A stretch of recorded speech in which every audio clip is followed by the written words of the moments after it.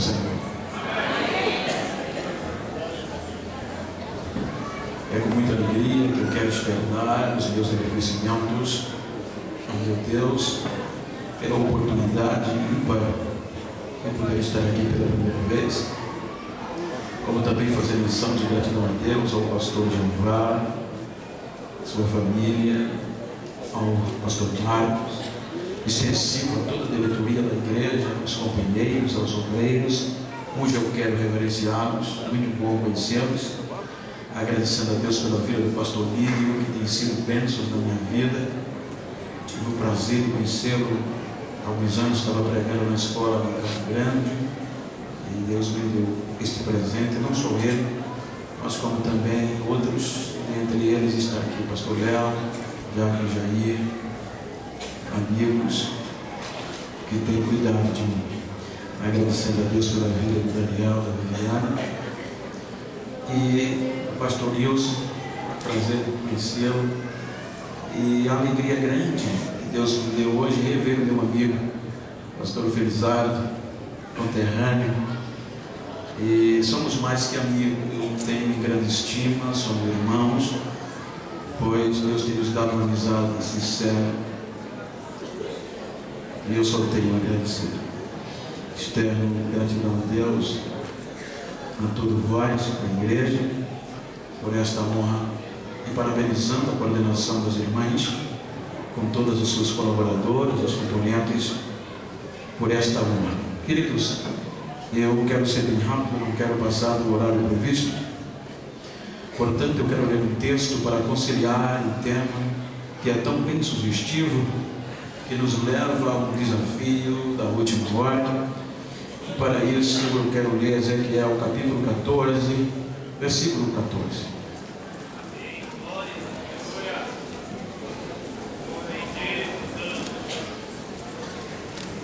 Transmito-lhe um abraço do meu pastor Arnoldo Tavares, que é o segundo vice-presidente da nossa convenção na Lagoana, e ele pediu para transmitir um abraço ao pastor e à igreja.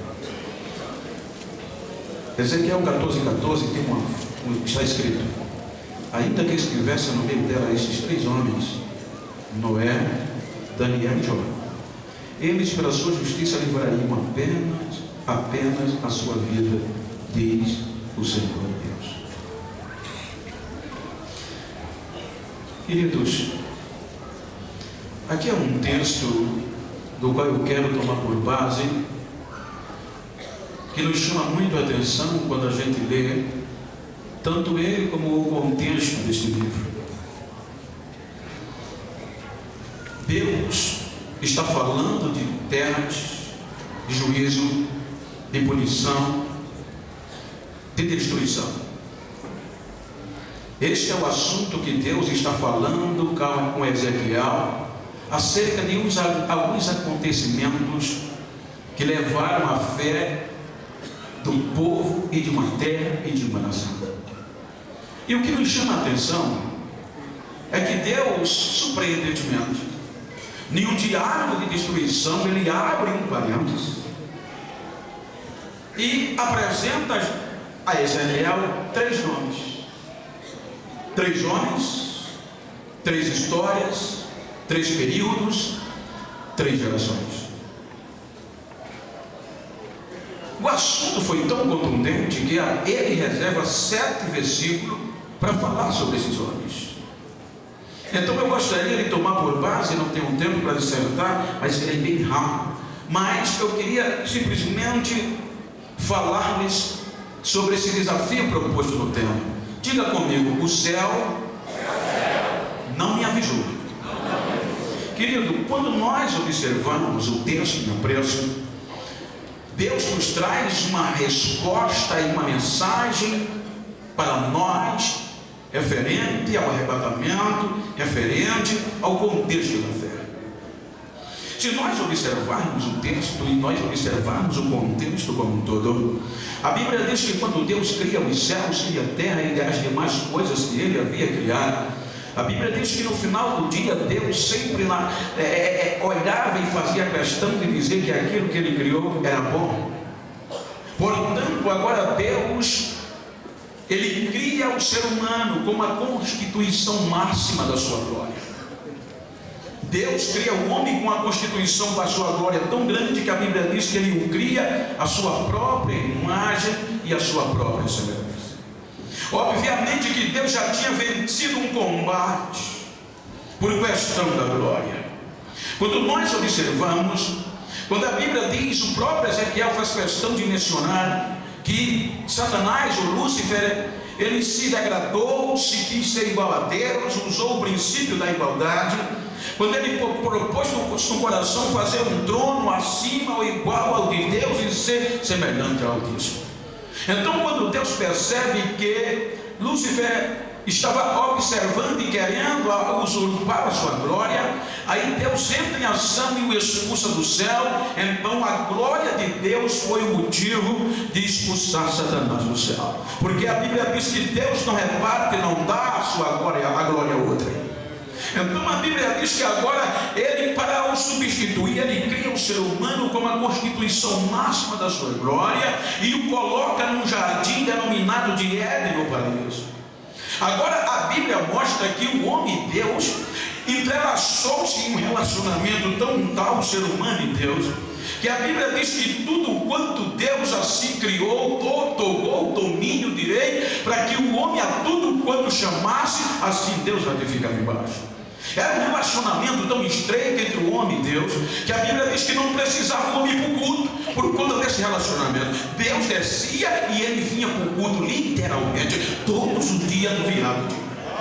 E quando Deus era tão comum que o homem já ouvia a voz do meio das árvores e já conhecia as pisadas de Deus. A Bíblia diz que agora Lúcifer, Satanás personificado em uma serpente, ele abença a moeda e abre um diálogo com a constituição máxima da glória de Deus. E Eva, ela abre um parênteses, porque Satanás lança o mesmo princípio que o expulsou do céu: a glória. É assim que Deus disse que de nenhuma árvore vocês podem comer. Então a mulher responde e diz: não, de toda árvore que produz semente, de todo o fruto a gente pode comer, exceto a árvore que está no meio do jardim. Aí Lúcifer diz: é porque Deus sabe que no dia que vocês comerem, vocês vão ser semelhantes a eles, conhecendo o bem e o mal, vocês vão ser igual a Deus. Então a mulher ludibria-se, o homem também posteriormente é alcançado por esse princípio de igualdade e a venda sai dos olhos. Deus é tão bom que, se nós estudarmos o atributo de onisciência, ele já sabia, porque ele sabe tudo. Mas mesmo assim, sabendo do erro do homem, a Bíblia diz que naquele mesmo dia, na hora do culto, ele vem para o culto. E a Bíblia diz que quando o homem percebe a sua voz ou as suas pisadas, o homem se esconde. E ele começa a procurar o homem para fazer o culto. Ele não veio passar na cara do homem o seu defeito. Ele veio entender, irmãos, e nós que somos cristãos, não é tão bom quando a gente tem alguém que não passa o nosso gesto das nossas caras. Como é bom quando a gente, às vezes a gente faz, às vezes a gente é ludibriado pela alguma coisa do cotidiano, e às vezes querem fazer a gente desistir. Mas não é tão bom quando a gente chega aqui no meio do caos, e às vezes até errou também, mas quando vai dormir ou antes de dormir, a gente sabe que no final do dia a gente vai pôr a cabeça no travesseiro ou no chão e vai contar os erros, as desgraças a Deus, a nossa fraqueza, e Ele vai estar lá para nos entender, nos compreender e enxugar as nossas lágrimas. Agora Satanás achou que tinha vencido. Então, quando agora ele ludibria, ele corrompe a constituição máxima da glória de Deus, aí agora Deus aparece. A segunda batalha, a glória.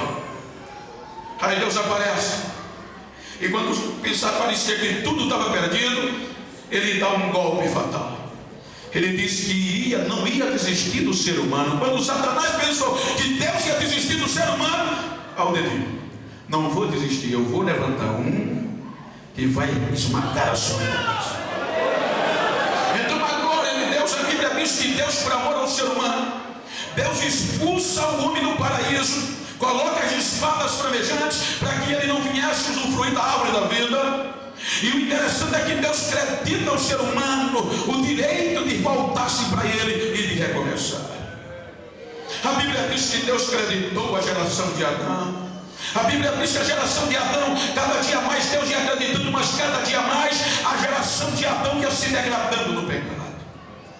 A Bíblia diz que a degradação da geração de Adão foi tão grande que cheirou mal nos narizes de Deus. O pecado, a falta de obediência, a obstinação da geração de Adão foi tão cruel que cheirou mal aos narizes de Deus. Então Deus olha de lá e diz: eu vou acabar com essa raça. Eu me arrependo de ter feito essa raça. E Deus veio pronto para destruir. Ei, irmãos, mas a Bíblia diz que quando Deus estava prestes para destruir, no meio da degradação social, no meio da corrupção quase que generalizada, Gênesis 6 e 9, a Bíblia diz que Deus viu lá um que era íntegro, era justo e andava com ele. Não é à toa que esse nome está no meio da destruição. Deus olha e vê Noé, que era íntegro, que era justo e não tinha se corrompido no meio de uma geração que havia se degradado. Ele não era mais um, ele era diferente. O período era de destruição e ele estava lá íntegro. O período era caótico, mas ele era justo. O período era de desolação, mas ele andava com Deus no meio da destruição. Aí a Bíblia diz que Deus olha e não é achar graça aos seus olhos. Irmãos, Deus é tremendo. Aí Deus vê Noé, aí amando o ser humano por meio de Noé, ele lança o desafio. Ele diz a Noé: gostei de você, eu tenho um desafio para você. E sabe o que é que o escritor aos Hebreus fala no capítulo 11, versículo 7? Ele diz que Noé, pela fé, divinamente foi avisado das coisas que não se viam. Quando Deus olha para Noé na coisa literal, Deus disse: gostei de você, e se você é grande dele, eu vou dar um desafio. Manda a bronca, Senhor. Faz um navio, faz uma arca. Até aí estava tudo bem. O problema é que Deus mandou Noé fazer um navio no céu, porque nunca tinha chovido e nunca tinha havido dilúvio. O escritor diz que não se via. Aí Noé diz: Deus diz: faz uma arca ou um navio no céu. E diz o historiador que o mar estava a mais de 1000 quilômetros. Não tinha rio por perto, mas Noé era tão crente, tão íntegro com Deus, que ele disse: vou fazer. Se Deus mandasse ele sentar, ele nem olhava que tinha cadeira, ele metia um punho sentado.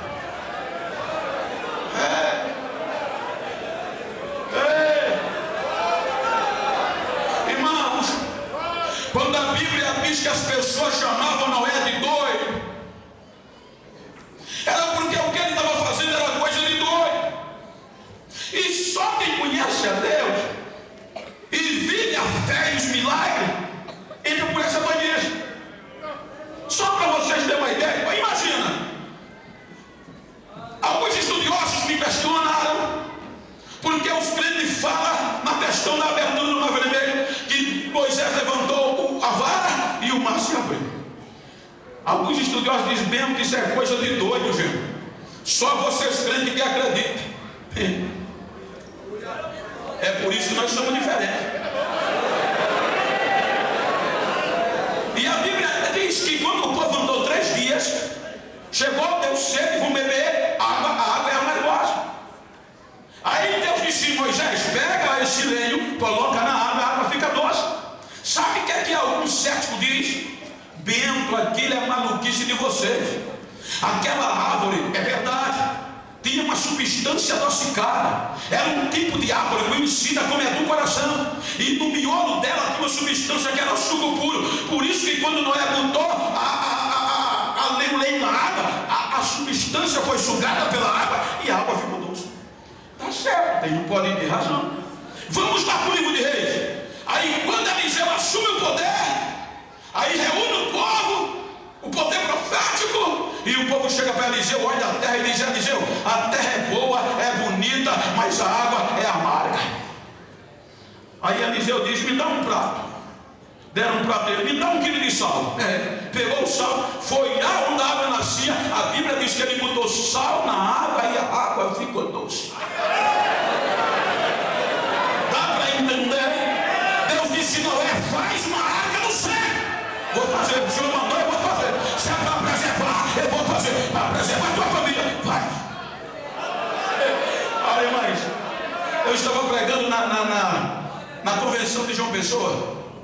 E o pastor José Carlos, presidente, meu amigo, na plenária ele contou algo que nunca saiu do meu coração. No mês de janeiro do ano passado. E ele disse, ele entrou num assunto que falou da seca. Que no alto sertão da Paraíba, ou a gente estava vivendo no Nordeste, uma das piores secas dos últimos anos.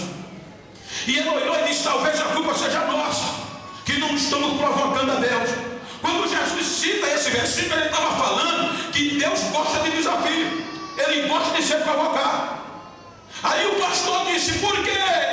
Ele disse: porque há anos atrás, aqui no estado do Pernambuco, vizinho ao nosso, dele estava na Paraíba, houve uma seca pior do que essa. E os irmãos agricultores não aguentavam mais a fome, a falta de germinação da plantação. Aí o pastor da igreja, uma congregação, no domingo terminou o culto: não sai ninguém. Quem quer ver chuva daqui a 30 dias? Levantaram a mão e disse: então quem quer passar 30 dias de oração comigo, para depois dos 30 dias eu prometo a vocês que Jesus vai mandar chuva? A igreja levantou a mão. Amanhã 7 horas começa a campanha de 30 dias, segunda-feira, 2 horas de oração, 7 horas, todo mundo aqui. Depois de 30 dias Deus vai mandar chuva. Aí os irmãos foram para casa. Quando é segunda-feira, já vem aquela multidão de gente para a igreja. E sabe o que provocou a Deus? No primeiro dia de oração, já vi uma irmãzinha com guarda-chuva debaixo do braço. Aí os irmãos viram e disseram: a senhora está doida, tá? A gente vai começar a orar. Ela disse: eu conheço o meu Deus, Ele gosta de doidice, Ele gosta de desafio. O pastor Zé Carlos, presidente de João Pessoa, eu estava ouvindo, eu estava em loco. Ele disse: irmãos, com 20 minutos de oração, ninguém aguentava mais orar pelo barulho que a água fazia na telha. Deus derramou um toró de chuva tão grande. Deu 9 horas, a chuva não parou. A enxurrada passava na porta da igreja. Os irmãos não podiam ir para casa. Aí a irmãzinha vai lá detrás da porta, pega o guarda-chuva, arma e sai zombando e cantando: eu bem que disse, eu bem que disse, eu bem que disse. Meu Deus, gosta de desafio.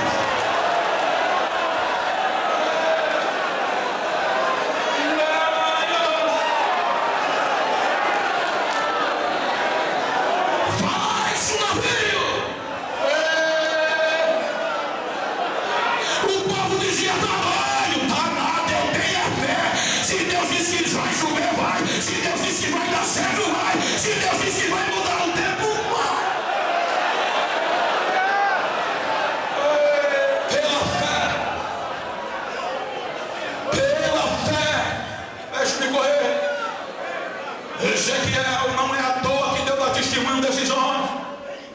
Eles foram diferentes no meio de destruições. Noé venceu a degradação social. Enquanto a sociedade não estava nem aí para Deus, ele ainda mantinha a esperança de Deus no coração. Ainda que tivesse Daniel, olha o diabo, ainda que tivesse Daniel.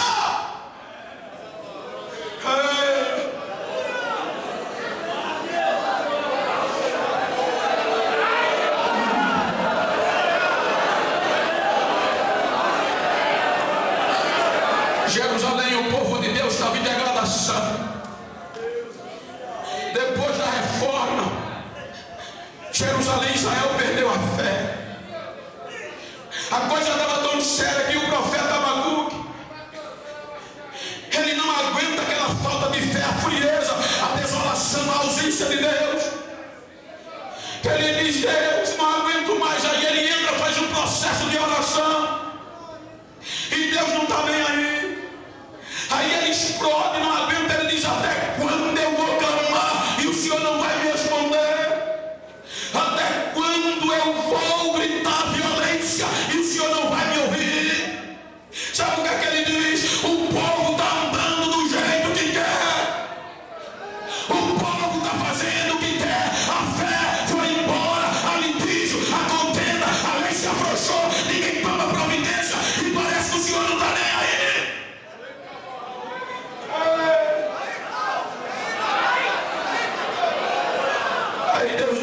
resolve responder e diz: Abacuque, eu vou fazer uma coisa tão maravilhosa dentro do meu povo que quem ouvir não vai acreditar. Deus avisa Abacuque a Jeremias o que ia fazer, por falta de fé. E quando o rei Nabucodonosor, que Deus disse a Abacuque: invade Jerusalém, primeira leva, segunda leva, arrebentou com a fé dos judeus.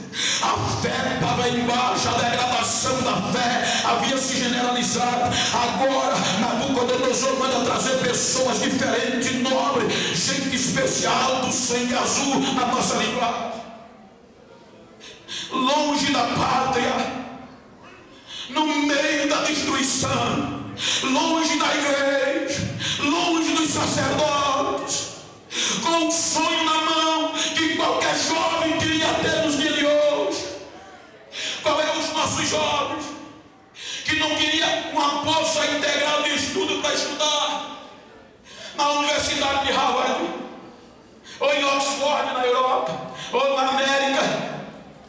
Quais Daniel teve a melhor bolsa de estudo? Ele vai ter que estudar na faculdade palaciana. É inteligente, vai aprender tudo de Babilônia, vai comer a comida que o rei tem. Estava longe de casa, longe do pai, longe da mãe, longe da igreja, longe do líder de mocidade, longe do pastor. Você vai ter que comer. Eu não como. Vai ter que comer comida sacrificada a ídolo. Vai ter que ser igual. Não, eu sou diferente. Mas me dê legume e água, mas eu não vou me contaminar. Vocês me arrancaram de lá, mas a fé de meu Deus está aqui dentro ainda. Eu não vou me misturar.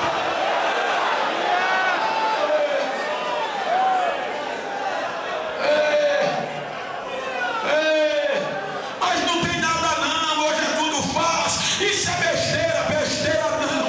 Eu sirvo a um Deus do céu. Eu tenho que ser diferente aonde eu botar o pé. Então vamos mudar seu nome. Pode mudar o nome, mas o que está dentro aqui você não muda. Está aqui dentro, eu não mudo.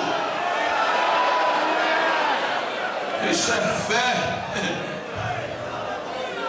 Noé sobreviveu à degradação social, e Jó e Daniel a degradação da fé.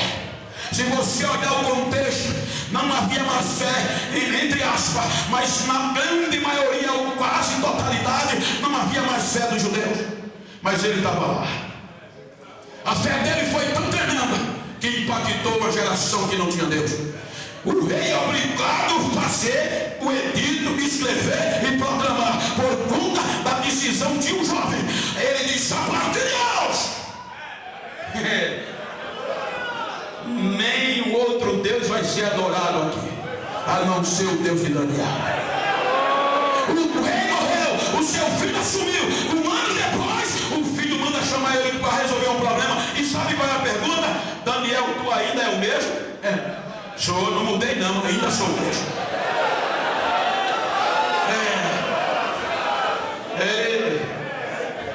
Ainda que tivesse, Ezequiel, no meio dela Noé, Daniel e Jó. Deixe-me aproveitar esse minuto para falar disso.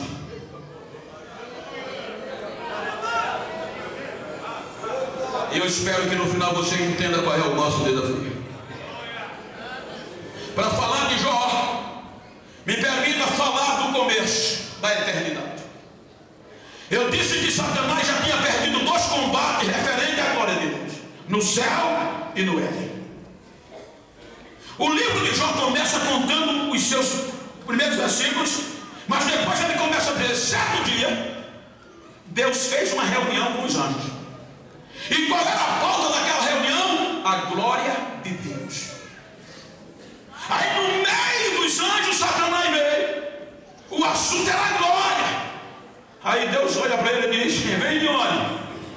Estava andando aí pela terra rodeando. Olha o que é que Deus diz: viste o meu servo Jó? Não há ninguém como ele lá, íntegro, justo e se desvia do mal. Aí Satanás zomba de Deus.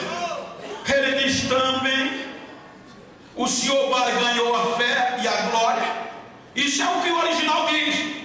Satanás diz para Deus: Jó não te adora em vão. O Senhor o Senhor o cercou de bem, assim também é fácil demais. Ele disse que Deus havia feito barganha. Satanás está dizendo, ele só lhe glorifica e só lhe adora, porque o Senhor comprou, o Senhor dominou. O Senhor não é glorificado espontaneamente. Aí Deus disse, tá bom, se é assim eu aceito de Davi. Vai lá, tira tudo que ele tem, tira tudo, e tu vai ver, vamos esperar. E sabe qual é a situação? Vale ressaltar que o céu não avisou.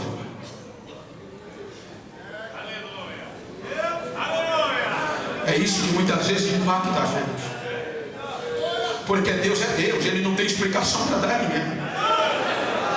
Ele faz como quer, na hora que quer, do jeito que quer e acabou. Jó não sabia, não entrava e estava tudo bem. Agora Deus entra num duelo com o inferno e coloca ele nisso. Ei, vai tirar tudo para ver se ele vai permanecer.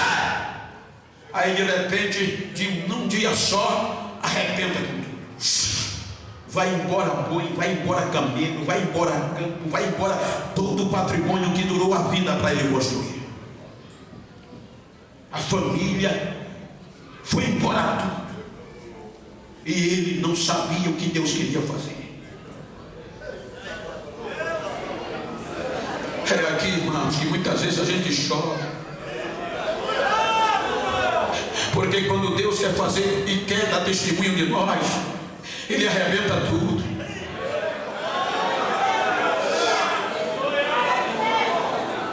Aí agora, quando o último mensageiro chega, aí a Bíblia diz que quando o penúltimo ainda estava falando, o último chegou com a notícia dos filhos. Aí foi demais. Aí a Bíblia diz que Jó se levantou. Quando Jó se levanta, agora lá em cima o céu para. O que é que vai acontecer? O inferno para. Ele vai arrebentar. Satanás do lado de Jó e a glória de Deus sobre Jó. O que é que vai acontecer? Não foi rápido não. A Bíblia diz que ele levantou, olhou para os lados e o céu descendo. Vai acontecer o que? Era ele negar e a glória de Deus ser manchada. Deus depositou tudo nele. Agora o céu na expectativa, o inferno também. Aí Jó se levanta, olha para um lado, olha para o outro, rasga a veste, rapa a cabeça. E a Bíblia diz que ele mete a cara no pó. Quando ele mete a cara no pó, Satanás está vendo isso agora. Quando ele bota a cara no pó, ele começa a gritar: tudo que eu cria é de Deus. Ele mesmo deu, ele mesmo tomou. Bendito seja o nome do Senhor.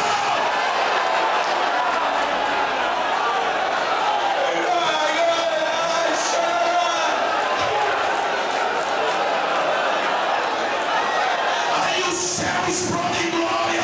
O céu explode em glória.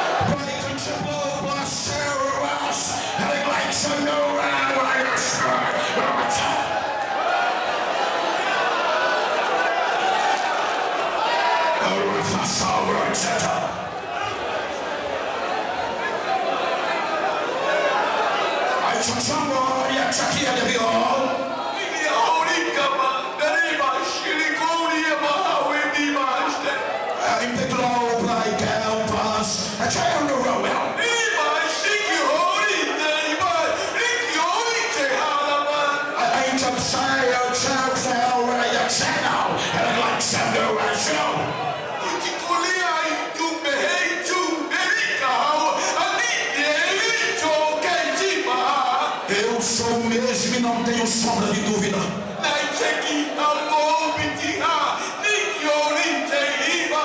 E nesses últimos dias, brasas de fogo estão saindo de corações e invadindo meu santuário. Porque a urgência de glória eu tenho em vossas vidas, e eu vou sacudir esta terra pelo poder do meu avivamento.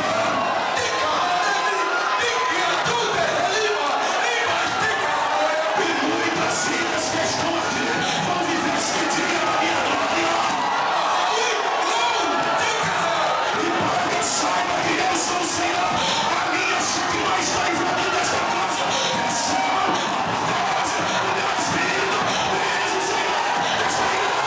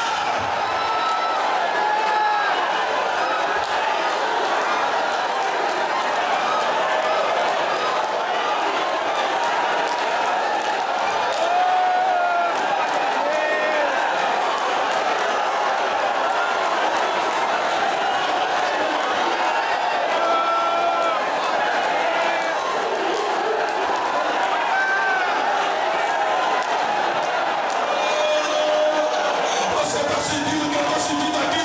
É a vontade de pular, é a vontade de correr. Deixa eu extravasar aí. Recebe a unção de Deus que está aqui. Agora, recebe de profecia.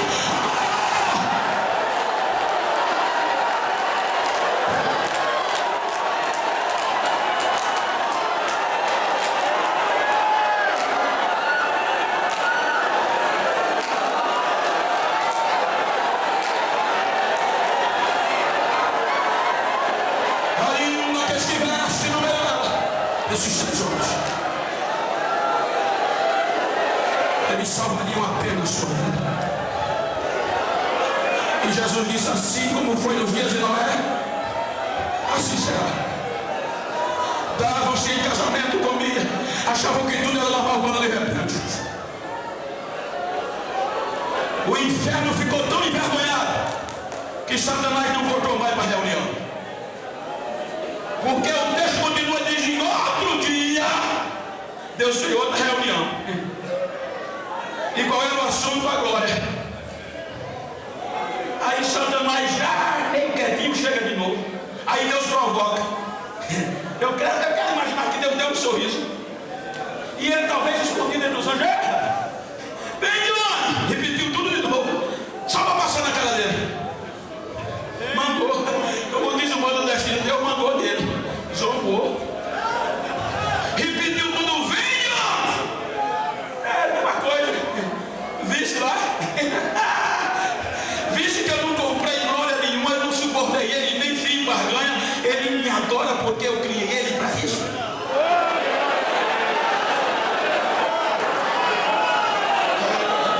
Também com a saúde de ferro daquela. Capítulo 2. Também o Senhor tem protegido a saúde dele. O homem nunca nem gripou. Vamos conjecturar. Topa de novo.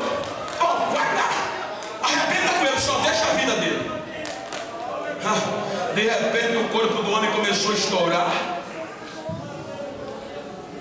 Os glóbulos vermelhos se acabaram, os glóbulos brancos começaram a esvair. O corpo tornou-se pude. Da planta do pé ao couro da cabeça. Os amigos, os irmãos, aqui ele ajudou, até as crianças faziam assim. Os empregados não queriam nem ouvir o ar, cheirar o hábito dele. Só sobrou um caco de telha. Aí a mulher grita: tu ainda está crente, Jó? Amaldiçoa logo esse teu Deus e morre. Mulher, como uma insensata falas tu. Recebemos o bem de Deus e não receberemos o mal. Pode olhar, no capítulo 2, Satanás vai embora. Ele só está até no capítulo 2, sumiu. Inverno nosso desapareceu. Agora eu quero concluir dizendo: quando Satanás foi embora, aí agora Jó começa a andar para trás. Quando os amigos chegaram, quando Satanás sai do livro, aí Jó começa a repetir, porque os amigos chegaram. Nem tudo é culpa de Satanás, irmãos. Você pode olhar que Jó começa a pedir fundamentos da sua prova. 30 vezes ele pergunta a Deus por que aquilo, perguntando a Deus se aquilo ia passar. 16 vezes ele pergunta a Deus por quê? Por quê? Por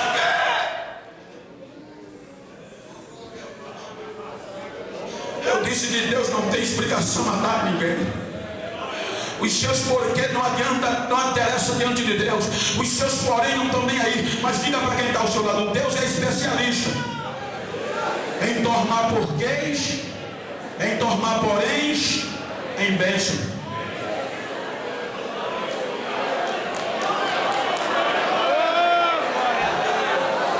Deixa eu dizer algo que alguém pediu para eu contar. Quando eu deixei o futebol, que cheguei na igreja Assembleia de Deus, uma igrejinha de 6 por 8, eu aceitei a Jesus. Mas eu entrei, irmão, pegando fogo na igreja. Com 15 dias fui batizado com o Espírito Santo. Com 26 dias desci as águas. Só que eu estava num culto de jovem, já com um ano de crente, dirigindo a mocidade. E chegou um pregador e olhou para mim, mandou ficar de pé. E ele naquele dia disse: Geno, Deus está mandando eu te dizer que vai fazer você cruzar os oceanos. O Brasil vai ser pequeno para você pregar. Há uns 10 anos atrás, até aí estava normal, mas se vocês vissem onde eu morava, dentro da Câmara, eles sabem a minha região. Pobre de marré, não sabia ler. O pregador disse isso, terminou o culto e foi embora. Quando passaram-se 3 dias, um grupo de amigos chegou na minha casa, amigos de gravata, e me disseram: Bento, a gente veio aqui te dizer para não acreditar naquilo que o profeta disse, não. Crentes, é da carne.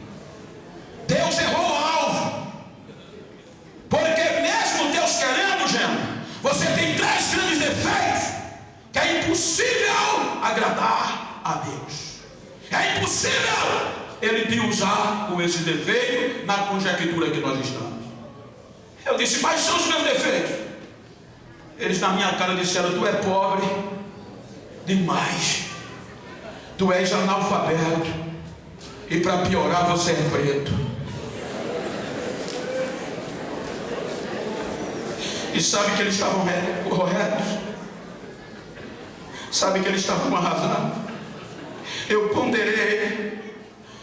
Quando foi no outro dia, eu disse: tá bom, se é assim, eu vou voltar para o futebol. Desanimei. Peguei meus sonhos, meus projetos, fui fazer a última oração no dia de quarta-feira. Eu disse: eu vou orar meia hora, vou entregar tudo, porque quando o dirigente da congregação chegar à noite, pastor Mateus, volto, entrego tudo, a mocidade e volto. Fui orar meia hora, perdi a hora. Entrei na igreja 8 horas, deu 9, deu 10, quando deu 4 da tarde, sem palavra, o olho inchado, já é fechadinho, mas tapou. Eu me levantei do joelho, pronto para entregar tudo, com os meus porquês, com os meus poréns, com os meus questionamentos, fundamentando aquilo. Quando eu vou para casa, vem um jovem meu encontro: Bento, vai para casa, vai para o posto médico. O que está acontecendo? A tua menina saiu de casa passando mal, tinha 9 anos. Quando eu cheguei no posto médico, já arrebentado, um doutor olhou para mim e disse: eu fiz o que pude, filho. mas ela já deu entrada em óbito. Leve ela para casa e prepara o funeral. E eu pregava todo dia naquela igreja, naquela rua, naquela fazenda. Agora eu com a menina morta no braço andando para casa, e minha esposa se acabando de gritar atrás, e os vizinhos zombando. Quando eu vou entrar na rua para casa, aí o Espírito Santo fala aqui dentro: vá para casa fazer o que em casa?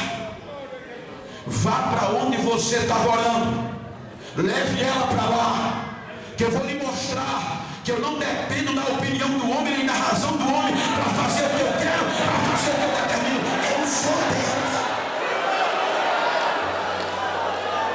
Eu passei direto.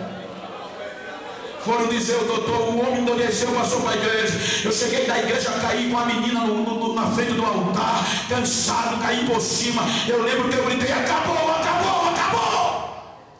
Quando eu gritei assim, a voz de Deus bradou: fui eu que te trouxe aqui. E eu te trouxe aqui para dizer que eu faço do jeito que eu quero e como eu quero, que eu sou Deus. E o que eu te prometi ainda está de pé. E para você saber que eu sou Deus, olha o que eu estou fazendo. Quando ele disse assim, a menina deu um pulo no meio da igreja: vai, vai, vai, vai, vai. A menina começou a rodar o púlpito, rodar, rodar, rodar. O médico já estava na igreja, os vizinhos olhando para mim assustado: o que é que houve? O senhor disse que a minha menina morreu, mas o Jesus dos crentes ainda é vivo, ainda faz milagre, ainda acredita e ainda faz a diferença. Hoje ela tem 30 anos, já me deu 2 netos. E olha que notícia boa, passaram cerca de 9 anos. Olha que notícia boa. Os nossos porém, Deus é bom em transformar em bênção. Hoje eu recebo 3 vezes convite da Europa para pregar, pastor. Agora em agosto eu vou para a América, Nova York, Connecticut. Pastor, a América precisa me ouvir. Estou dentro. Paris, pastor, o senhor, pastor Genival Bento da Lagoa, lá da Cana. Paris precisa me conhecer. Já estou comprando sua passagem. Estou lá. Estou dizendo isso debaixo da glória de Deus, para você não ter mais assunto para perguntar nem questionar. Deus te fez para adorar, você tem que glorificar a Deus. Não é por você que Ele te fez para isso, para você glorificar o nome dEle. Então não se preocupa. Hoje eu ando mais de avião do que de carro. E aquelas pessoas que me deram 3 motivos de defeito para desistir, hoje é quem faz agenda para mim. E quando eu chego no aeroporto, muitas vezes eles estão lá: deixa eu levar a tua mala, pastor, porque Deus é fiel. E sai carregando a minha mala. E olha bem, olha a notícia boa, olha a notícia boa, que Deus faz como quer, do jeito que quer. Ainda continuo pobre, ainda estou meio semi-analfabeto. Olha, ragamudo, olha bem para mim. Ainda continuo preto, mas Deus é fiel.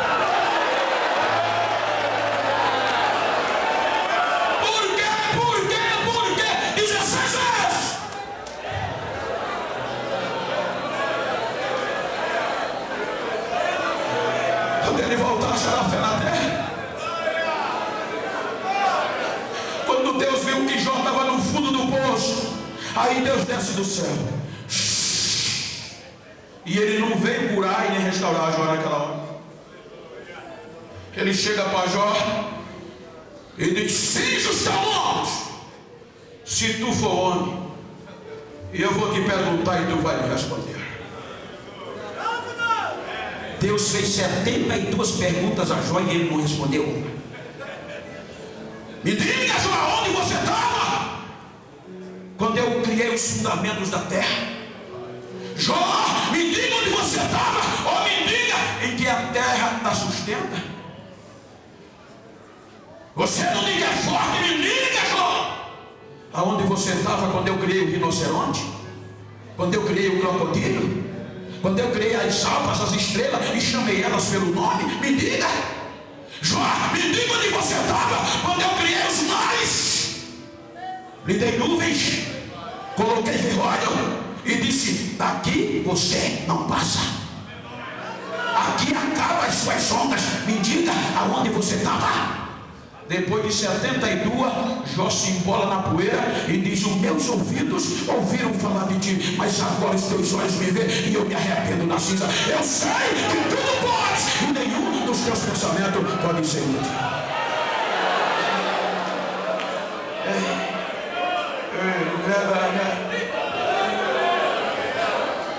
O que é que Jó, o que é que Noé, o que é que Daniel tem a ver com esta passagem?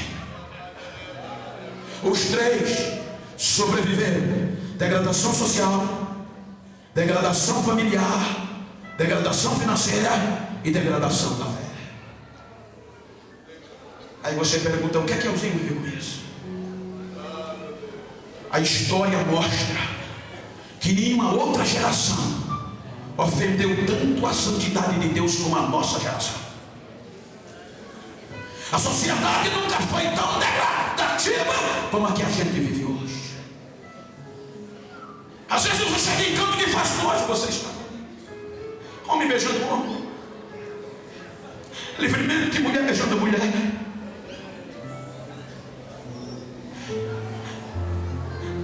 Os valores éticos não tem mais, entre aspas.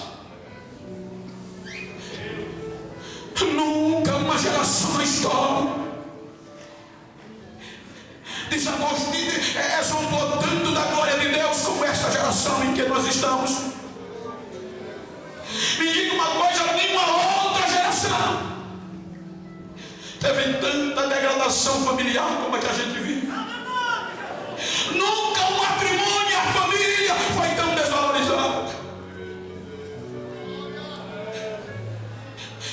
E com todo respeito, não é a política que vai resolver isso.